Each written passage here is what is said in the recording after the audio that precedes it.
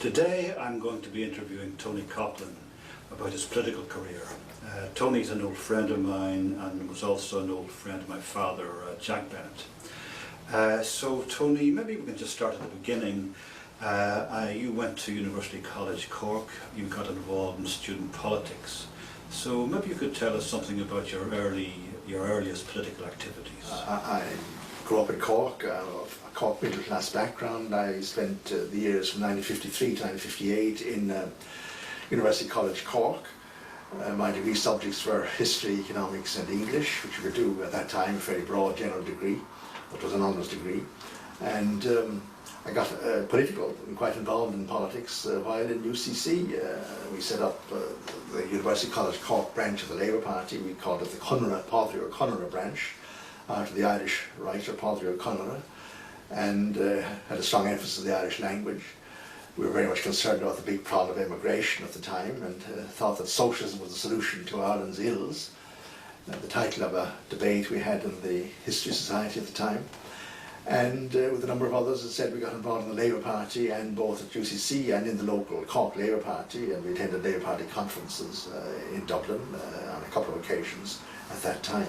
Who were the key people in the UCC branch of the Labour Party in those days? Well, the best known would be the late Michael O'Leary, who in due time became a Labour TD, a minister, and ultimately Taoiseach, Deputy Prime Minister under Gareth Fitzgerald in the late 70s, early 80s, leader of the Labour Party and so on, and ended up joining Fine Gael. He was very active with myself. We were close friends in the same class, doing the same subjects, and later on sharing a flat together in the 1960s. And also Connor Hurley was another activist who later went to England and spent his working life in England. And there were a few others, young men, some young women, who were concerned with the big issues of the time, which was immigration, and we thought that Labour and left-wing activism was the way to tackle that. And was Barry Desmond involved in those days? Yes, Barry Desmond was a contemporary of ours also. He did commerce, O'Leary United Arts, but he was a contemporary and was also in the Labour Party, and his father was a trade union activist and so on. So he was part of that group, yes. In the late 1950s, all four of you went to England looking for employment. How successful were you? Went on holiday periods, working in factories and so on.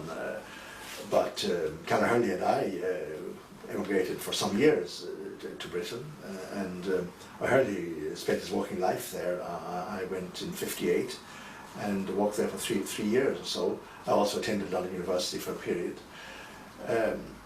So yes, there was of course employment in Britain, whereas there was heavy emigration from Ireland, and we were part of that generation. Huge numbers of people left the country in the late 50s.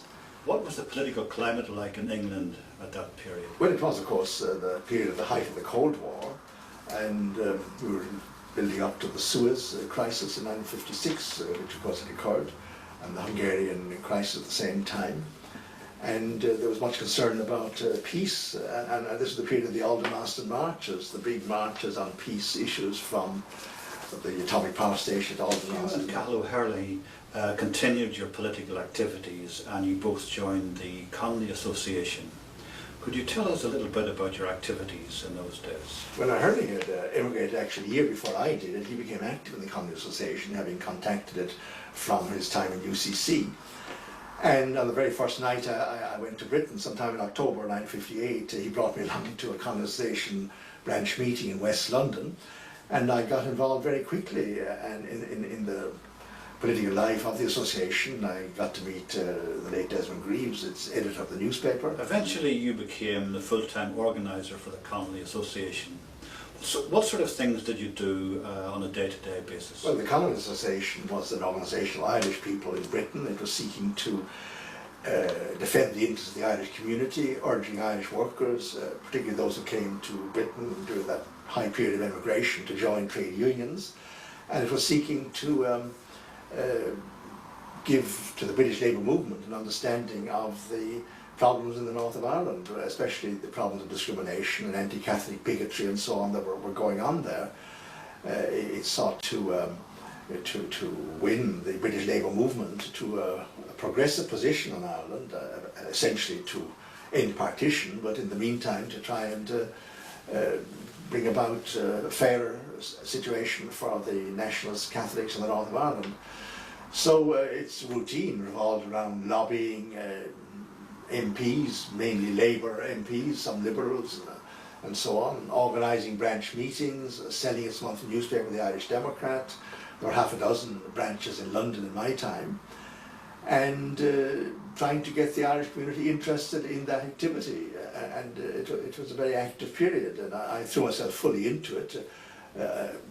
O'Leary, Callagherley, whom I mentioned, had been secretary of the West London branch, and within a year he gave up that job on his marriage, and I replaced him as secretary of the West London branch. And could you tell us something about the special projects that the Connolly Association undertook? Well, in the late 1950s, the Stormont regime in Belfast had a couple of hundred people interned without charge or trial in the aftermath of the border campaign of the IRA. And many of these were members of trade unions, and the Connolly Association tried to get across to the British trade unions, of which these people, some of them were members, that some of their members were in prison in the north of Ireland without charge or trial for years on end. And of course they were shocked to hear that. So that was one particular focus, and lobbying of the Parliamentary Labour Party led to a situation where 3 successive telegrams were sent to Brookborough seeking the release of these prisoners. Eventually, over half the Parliamentary Labour Party signed these telegrams as a result of lobbying. In '58, the association employed the barrister John Hostetler to go to Belfast to cover the Mann and Talbot trial, which was a trial of these 2 Republican activists who had been very badly treated by the police. And again, that led to a pamphlet being written by Hostetler, which the association spread in British trade union and labour circles. And then that led on to kind of Irish copying of the Aldermaston marches, though on a much more modest and humble scale. The association organised a series of marches. The first, I think, was in 1961 from London to Liverpool, and then another one from Liverpool. The first was London to Birmingham, the second one was from Liverpool to Wakefield in Yorkshire, and the third one was from Liverpool to London in 1962, where a few dozen people walked the whole way and then stopped overnight along in the various towns and were met by local activists, C&D, peace activists, left-wing people, trade unionists and so on, held meetings along the way, following the banner Ireland One Country, and giving people talks, local people, meetings on the maladministration in the 6 counties. So this was a kind of the first civil rights marches, in a manner of speaking, though they took place in Britain rather than the north of Ireland. And they were greeted by insults or catcalls rather than brickbats, perhaps. But that was a conversation project. Before we get on to the topic of Desmond Greaves, who are the other key people involved in the Connolly Association? Well, there was a very active group of younger people. Probably the Redmond brothers, Sean and Tom Redmond, would be quite well known. Sean later succeeded me as General Secretary and remained in Britain for many years before coming back to work as a trade unionist in Ireland.